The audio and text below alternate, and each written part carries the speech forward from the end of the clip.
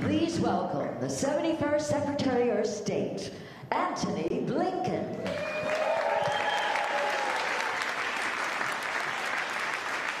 Thank you. I'm really at a loss for words because I can tell you that song never sounded like that before and never will again. Dave, thank you for really the highlight of a lifetime. And everyone here, good evening. Welcome to the State Department. First, let me say how grateful I am to my friend and colleague of so many years, Lee Satterfield, our Assistant Secretary.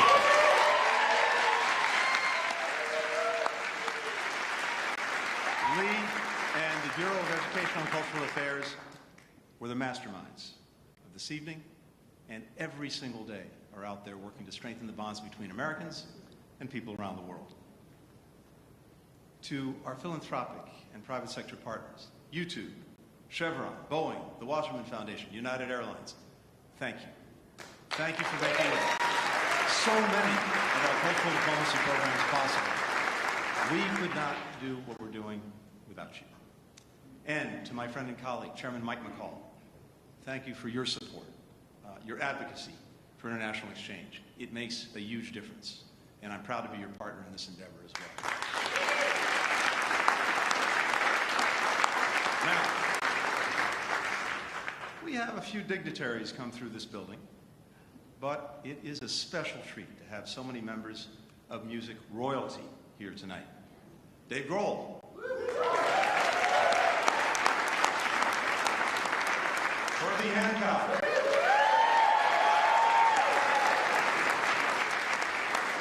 Rakim. Denise Graves.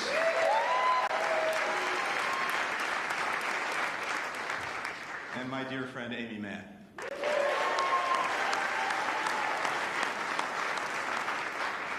We are also joined by so many other outstanding artists who are shaping the music industry today. Gail is in the house. Armani White is in the house. Jamie Martin is in the house. Miles Frost. And Mickey Guyton is in the house tonight, too. Thank you. Now, I have to admit, and Dave might have given you just a little hint of this, I had some ambitions to try to make it in the music business once upon a time. And indeed, some of my once, and who knows, maybe future bandmates are here tonight. Dave McKenna, Link Bloomfield. But it turns out I was missing just one crucial skill: talent. Even so, music has stayed a connecting thread through my entire life. Ever since I heard my parents play A Hard Day's Night for the very first time. And it's been love at first sight ever since. You all know, we all know, music is a way for all of us to show who we are, where we come from, what we love, and also to learn the same about other people. That's true of people. It's also true of countries. In the United States, our nation's history shows up in the very instruments that we have. The drum set, invented in the early 1900s, in large part by African Americans who fused together instruments that generations of immigrants had brought to this country. Tom-toms from China, cymbals from Turkey, bass drums from Europe. And our nation's past echoes in how our people play. Like in jazz and the blues, for example, genres created mainly by black musicians who blended musical elements from the Americas, from Europe, from Africa, including traditions that enslaved people brought to the United States. Every beat of every song has a genealogy that is greater than any one artist. And every musical tradition continues to evolve as genres are expanded and interpreted by creators in every corner of the globe. But here's the thing. You don't have to know any history to connect the feelings behind the music. Because music, at its core, is about a bond rooted in our shared humanity. The great pianist Dave Brubeck believed that music could actually connect to the rhythm of our heartbeats, a pattern, as he put it, that is the same any place in the world. In my own life, and now in my own travels in this job, I've seen how music can transcend the borders of geography and the barriers of language. Music gives us a space to express ourselves, to hear one another, to build a sense of community and understanding that helps us work together. So for generations, U.S. diplomacy has worked to harness the power of music to actually build bridges, to foster collaboration between Americans and people around the world. Going back to the 1940s, the United States has helped American musicians travel around the world. That started with classical musicians, singers, and iconic jazz artists like Dizzy Gillespie and Louis Armstrong. The tradition was carried on by pioneers like our very first and long overdue hip-hop ambassador, Tony Blackman. These initiatives continue today with musicians like G.J. Two-Tone, whose music kicked off our program tonight. Together, they reflect every genre of American music: folk, indie, pop, rap, classical, rock and roll, you name it. We're also supporting programs that bring musicians from other countries here to the United States. That includes 4 women from Venezuela, Brazil, Colombia, and the United States who met through an exchange and went on to blend their traditional techniques together in the band La Dama. And you will hear them a little bit later in the program.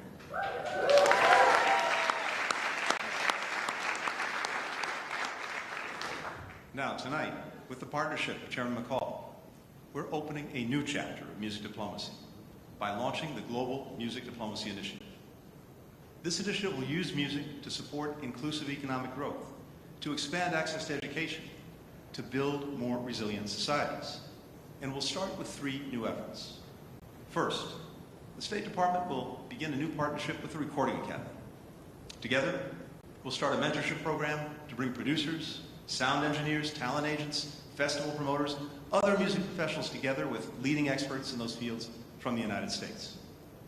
We'll also launch the Peace Through Music Award to celebrate Americans who are using music to support cultural exchange and grow mutual understanding between people across the planet.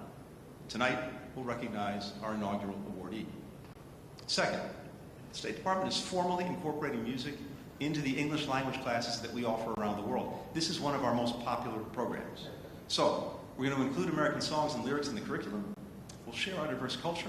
We'll help students improve their English fluency. Finally, we're creating a new Fulbright Award for an artist in residence at the Kennedy Center for the Performing Arts. There, we'll have artists and scientists from other nations teaming up with Americans and exploring how to use art to benefit our people, our environment, and our societies. In the months and years ahead, we'll keep working with our partners to grow this initiative, to foster more collaboration between musicians and music lovers, to strengthen the ties that bind nations together. In music and in diplomacy, we always are able to accomplish so much more together than any one of us could do alone. Or, as someone put it, probably better, we get by with a little help from our friends. Now, it's my pleasure to welcome to the stage the CEO of the Recording Academy, Harvey Mason Jr.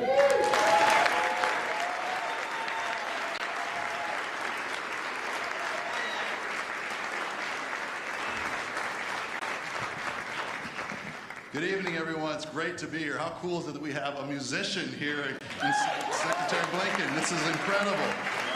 What an honor. Thank you for hosting us, and thank you for shining a light on the massive power of music as an instrument of peace.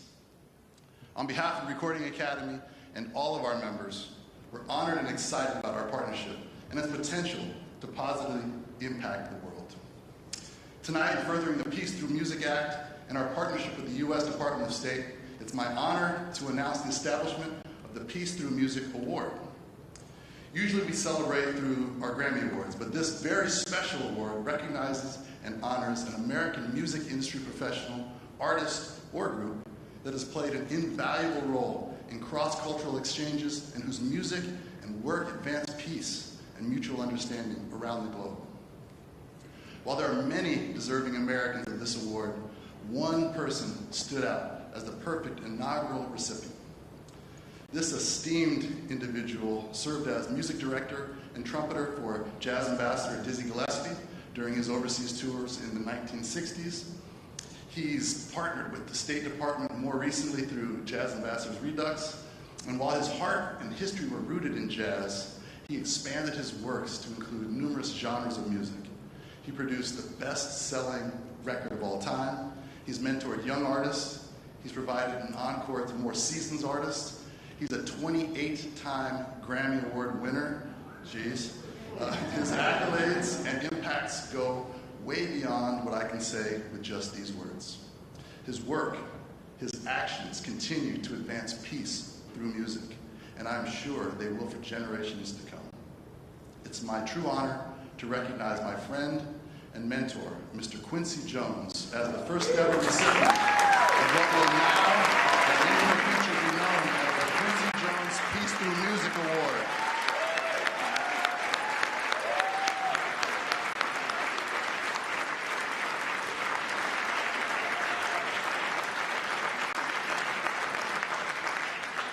While Quincy could not join us tonight, it is my sincere honor to welcome his daughter, Rashida Jones, via video to accept this award on his behalf.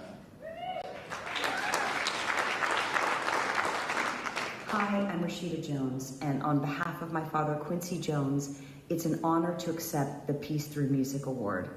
Thank you so much to Secretary of State Anthony Blinken and Harvey Mason Jr. and the Grammys for this extraordinary honor. My father was actually one of the very first jazz ambassadors named by the State Department to travel around the world promoting peace and understanding through music. And this experience has enduringly informed how he lives his life, how he approaches music and people. His exposure to different cultures and languages and experiences so young has truly had a lasting impact on the way he lives his life and handles his career. Quincy believes in the global community, the far-reaching impact of connectivity in music, and we hope that this award inspires others to do the same, to remember that we're in this together and that we truly are a global community. So again, on behalf of the Jones family and specifically Quincy, it's a real honor and we're so grateful. Thank you so much.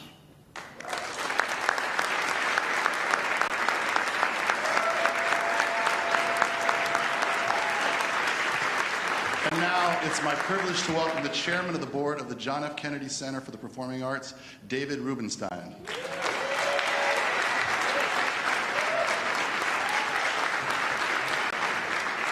Mr. Secretary, thank you very much for inviting us here, and thank you for inviting us to use this wonderful Benjamin Franklin room for the Kennedy Center Honors every year. Now that the writer's strike seems to be behind us, it seems like we're going to have it in December, so thank you, and I hope you'll enjoy the honorees we have this year, many of whom are great musical artists. It was more than 50 years ago that the National Cultural Center was established in Washington, and it was established in honor of President Kennedy, who gave his life for this country. And it was established in his honor because he believed in the importance of bringing people together through the arts. And he was a lover of the arts, and one of his great legacies that he left us is the Kennedy Center and what it does for humanity. In his inaugural address, he ended it by saying, "With good conscience, our only sure reward, with history, the final judge of our deeds, let us go forth to lead the land we love, asking his blessing and his help, but knowing that here on earth, God's work must truly be our own." Clearly, what diplomats in this building are doing is God's work on earth. But by doing it as well, with the musicians behind them and with them, we think you can do it even better. So, Mr. Secretary, thank you for honoring the Kennedy Center with a Fulbright Scholar. Thank you, Congressman McCaw, for making this possible. And it's my real privilege to be here and to see all of you and to let you know that the Kennedy Center is welcoming all of you. And anytime you ever want to come to the Kennedy Center and enjoy live music, let us know. So it's my privilege now to introduce the global head of music for Google and YouTube, Lyre Cohn. Thank you.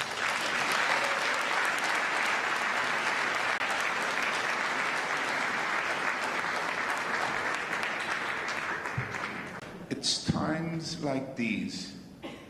What a beautiful, beautiful line. Dave, thank you so much. What a joy to be here, David. Thank you. And I want to thank you, Secretary Blinken and Chairman McCall and the Ranking Member Meeks. Thank you for the extraordinary bipartisan leadership on the Peace Through Global Music Diplomacy Act and the initiative we're launching here tonight. So, yay. Music reminds us that we have way more in common than what separates us. It heals us. It unites us. It gets us hyped. Music transcends language, cultural, religious, national, and economic differences. It could also be a catalyst for social change. Music is the connective force that is the center of culture, always. It all started with my mom. She dragged her 4 boys to the Lovins back in the 60s. She played Louis Armstrong and Dizzy Gillespie throughout our house. Little did I know how much their music helped shape perspectives and deliver important messages across the world. James Brown's concert in Boston in 1968, after Martin Luther King died when he was assassinated, shows how he prevented the riots. Songs like What's Going On by Marvin Gaye, Imagine by John Lennon, and the list goes on and on and on. These artists use the power of music to bring together, to create an understanding and drive peace. As a 21-year-old living in New York City, working at Rush Management, and being the road manager, the original road manager of Run DMC and the Beastie Boys, I experienced a cultural moment being built around me called rap music. Hip hop. Wow. It was all about inclusivity, not exclusivity. It was the energy of that inclusivity that motivated me to spend my life advocating for artists and songwriters, uplifting art and telling beautiful stories through music. And now, as the global head of music for Google and YouTube, I have the opportunity to help amplify artists' voices and strengthen fan connections and shape how technology could be used to enrich creativity, all on the world's largest stage called YouTube. Today, an artist can share their music with billions of fans across 100 countries, over 80 languages, with the ability to build a community and bring people together with their music. That accessibility led to a real opportunity for artists. In the 3 years prior to June 2022, YouTube has paid more than $50 billion to creators and artists and media companies. It's for all these reasons that YouTube is proud to serve as a sponsor of the U.S. State Department's Global Music Diplomacy launch. Thank you, thank you. Yeah. YouTube is in the epicenter of global music and culture, and our team is ready to help push global music diplomacy forward, to help artists break down the cultural barriers and foster peace through their music. What a privilege it is that we can do this together. So tonight, let's take a moment to celebrate the journey that has made this evening possible. Thank you, Lee. Boy, that you are a force of nature.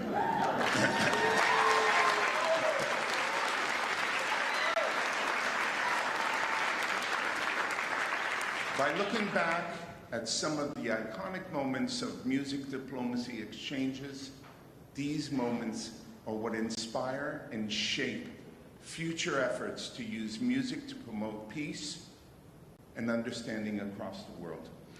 And with that, let's take a look at how it all started.